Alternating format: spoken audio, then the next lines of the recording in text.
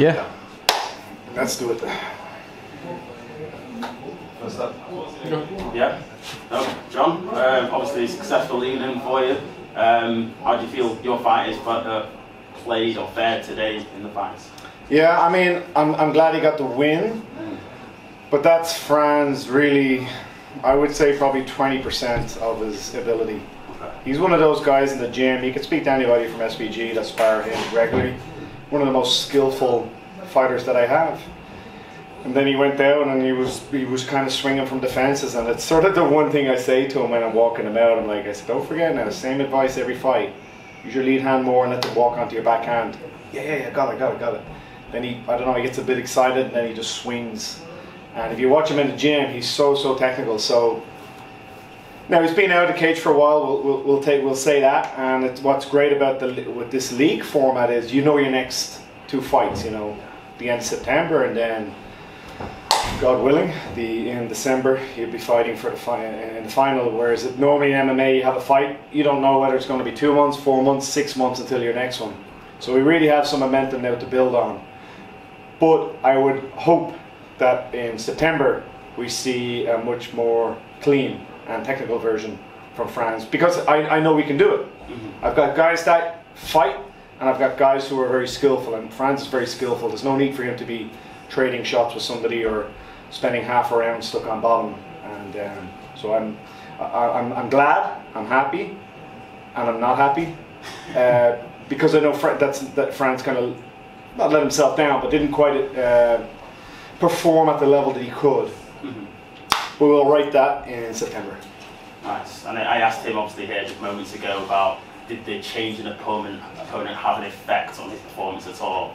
I'll ask you the same question. Yeah. Plus, was there anything in the back of your mind when that change of opponent was announced that you had to make Franz aware of?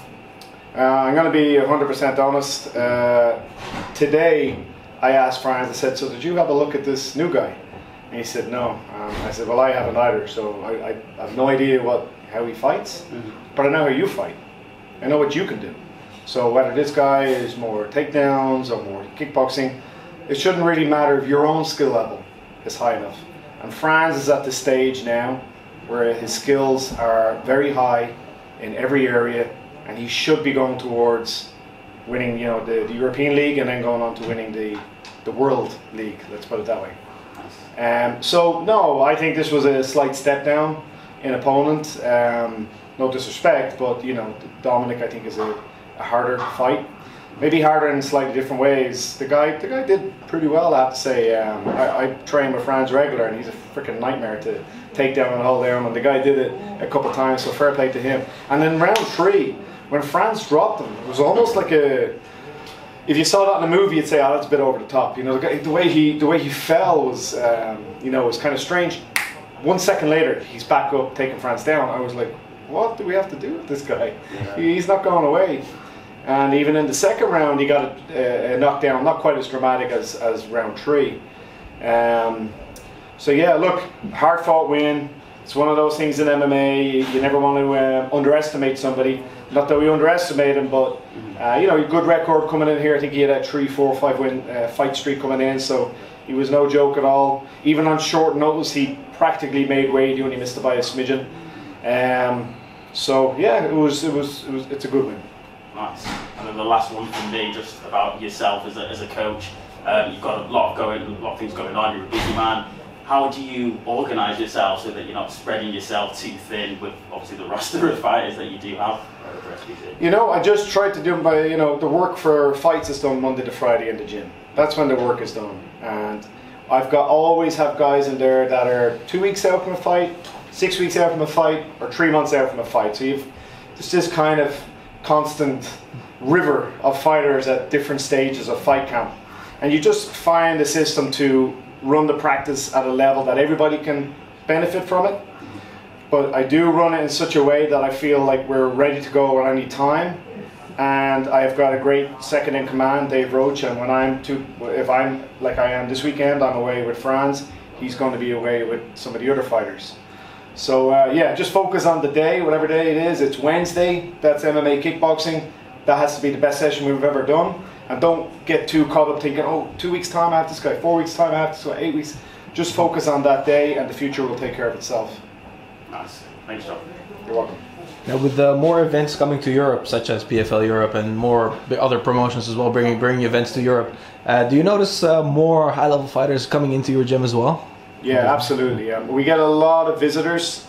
At the moment, it's kind of the Italian invasion. I don't know why. Yeah. Like 10 years ago, it was Polish, then it was Russian, then Spanish. And at the moment, half my gym is Italian. So a lot of pasta and pizza going around my gym at the minute. But yeah, it's great. It's great for the guys that we always have this visitors of different levels. I think just a few of the guys that are on the card tonight have visited the gym some for a few days, some for a couple of weeks. So I'm very, very blessed. I'm very, very lucky, and all of my guys are very lucky that Dublin is kind of easy to get to. It's a direct flight from pretty much any city in Europe, so it's pretty common for guys to drop in for a couple of days training. Keeps the mat fresh. You're always getting different looks, more the wrestler guy, the jiu-jitsu guy, the kickboxer guy, you know. Yeah. So it's that's been a big part of our, I will say, overall development, is that we always have new blood. Well, obviously, in the beginning, Conor was like a reason that the gym got extremely popular. So, but how do you afterwards take over and sort of build on that popularity and like separate yourself from him, basically, in a sense? Keep winning. Yeah. Keep winning.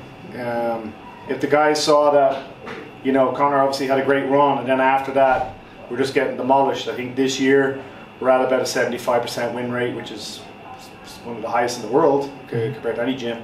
And I've got guys regularly on, whether it's PFL or Bellator or UFC, you know, we're fighting high-level guys and we're having good results. Because fighters, it's not like fighters have a huge amount of time or a huge amount of money to go somewhere to train. They're only going to go places that they see good results coming from. And someone now is not saying, oh, I'm going to go to SBG because maybe I bump into Conor, or, you know. Yeah. They're going because they see that there's consistently, I would say, good results coming out. And at the end of the day, that's what this sport is about. You can talk all day long, but if every weekend you go out, your guys get demolished, well, maybe you need to think of a different job. Yeah, no, I agree. No, you know the weight classes in the PFL tournament. Do you also start sort of scouting within your gym as well and start proposing certain fighters to the league as well? Yeah, I'm in a very, very lucky position that pretty much all of my fighters are on good promotional contracts. A handful in UFC, a handful in PFL, and then a very large number in Bellator. We don't know what the future is with Bellator now, but we do have a big show. I think I have 10 guys on the September card in Dublin, so having 10 fights in one night is you know, that's an average fight card for most shows is 10 fights, and we do that pretty much every time Bellator visit. Then of course PFL coming in December, and they will have their main card with all the finales, but I'm sure they'll have a big undercard as well, and I hope that they will use a few guys from my gym. And I don't like the management side of things. I much prefer just involving myself in the coaching, but I've sort of half become semi-manager, semi-psychologist, semi-father, semi-big brother to because you're the head coach, you're a bit of everything to everybody. Yeah. But we're very, very lucky between the likes of, and the European-based shows like Octagon. They're fantastic to work with. I love working with those guys. Brave, although mostly in the Middle East, they're coming to France in September, and then you have Ares in France. You know, there's a lot of energy, I feel, at the moment on the European circuit, which for a long time didn't seem to be there. It was just the majority here in America, obviously South America or you know, Eastern Europe. But now we have at least once a month a really good European-based show for the European-based fighters. So it's great to see. Let's travel.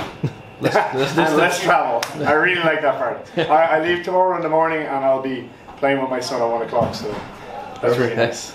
Thank you. Any more guys? I think we nailed it.